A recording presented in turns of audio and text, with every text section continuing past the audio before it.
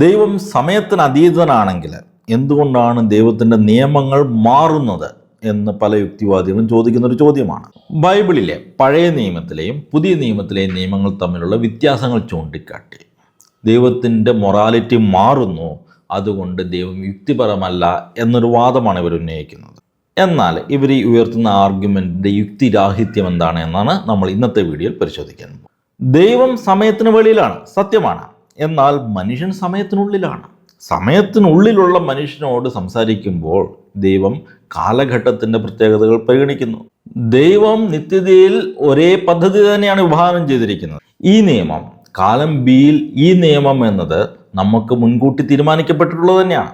ഇതിൽ ദൈവത്തിന് മാറ്റം വരുന്നില്ല, നമ്മൾ മനുഷ്യർക്കുള്ള എക്സ്പീരിയൻസിലാണ് മാറ്റം വരുന്നത്. പിന്നെ നമ്മൾ ആദ്യം മനസ്സിലാക്കേണ്ടത് എല്ലാ നിയമങ്ങളും ഒരേപോലെയല്ല.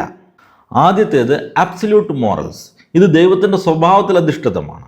ഉദാഹരണത്തിന്, കൊല്ലരുത്, സ്നേഹിക്കണം, നുണ പറയരുത്.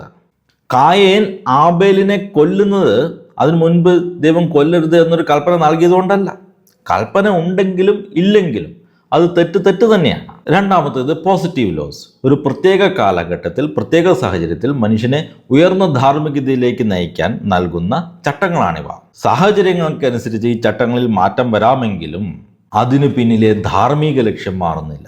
ഇനി മൂന്നാമതായി നമ്മൾ മനസ്സിലാക്കുന്നത്, ഈ നിയമനിർമ്മാണത്തിൽ ദൈവം മനുഷ്യനെയും പങ്കാളികളാക്കുന്നു. ചില നിയമങ്ങൾ സാമൂഹിക ക്രമത്തിന് വേണ്ടി ദൈവം അനുവദിച്ച മനുഷ്യനിർമ്മിത നിയമങ്ങൾ തന്നെയാണ്. സാഹചര്യങ്ങൾക്കനുസരിച്ച് ഇവ മാറുന്നത് സ്വാഭാവികമാണ്.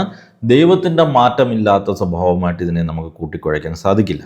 ഉദാഹരണത്തിന്, ഒരു ഡോക്ടർ തൻ്റെ രോഗിക്ക് മരുന്ന് എഴുതുമ്പോൾ ആ രോഗത്തിൻ്റെ ആദ്യത്തെ സ്റ്റേജിലുള്ള മരുന്നായിരിക്കില്ല അടുത്ത സ്റ്റേജിലേക്ക് വരുമ്പോൾ എഴുതുന്നത്. ഇവിടെ ഡോക്ടറുടെ നിലപാട് മാറിയോ? ഇല്ല. ഡോക്ടറുടെ അറിവ് മാറിയോ? ഇല്ല. ഡോക്ടറുടെ ഉദ്ദേശം ഒന്നേ ഉള്ളൂ, രോഗിയുടെ ആരോഗ്യം. രോഗത്തിൻ്റെ ഏത് സ്റ്റേജിൽ ഏത് മരുന്ന് കൊടുക്കണമെന്നുള്ളത് ഡോക്ടർക്ക് നേരത്തെ അറിയാവുന്ന കാര്യം തന്നെയാണ്. സമാനമായ രീതിയിൽ മനുഷ്യകുലത്തിൻ്റെ ആത്മീയവും സാമൂഹികവുമായ വളർച്ചയുടെ ഓരോ ഘട്ടത്തിലും ദൈവം നൽകുന്ന പോസിറ്റീവ് നിയമങ്ങളിൽ മാറ്റം വരാവുന്നതാണ്.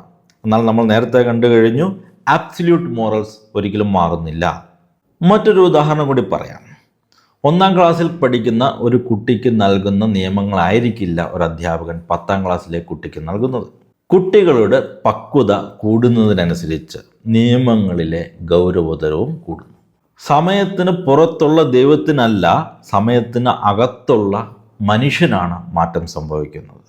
പഴയ നിയമത്തിൽ കണ്ണിന് പകരം കണ്ണ് എന്ന് പറഞ്ഞത് പ്രതികാരം ചെയ്യാനല്ല, അനിയന്ത്രിതമായ പ്രതികാര പ്രകടനത്തെ തടയാനാണ്. എന്നാൽ മനുഷ്യൻ കൂടുതൽ പക്വത പ്രാപിച്ചപ്പോൾ യേശു പറയുന്നു, നിങ്ങൾ നിങ്ങളുടെ ശത്രുക്കളെയും സ്നേഹിക്കാൻ. ഇവിടെ നിയമം മാറുകയായിരുന്നില്ല, മറിച്ച് നിയമം അതിൻ്റെ പൂർണ്ണതയിലേക്ക് വളരുകയാണ്. ചുരുക്കത്തിൽ, ദൈവത്തിന് മാറ്റം സംഭവിക്കുന്നത് കൊണ്ടാണ് നിയമങ്ങൾ മാറുന്നത് എന്ന വാദം ഉപരിപ്ലവമാണ്. മനുഷ്യകുലത്തെ പടിപടിയായി ഉയർന്ന ധാർമ്മികതയിലേക്ക് നയിക്കുന്ന ദൈവത്തിൻ്റെ പെഡഗോഗിയാണ് ബൈബിളിൽ നാം കാണുന്നത്.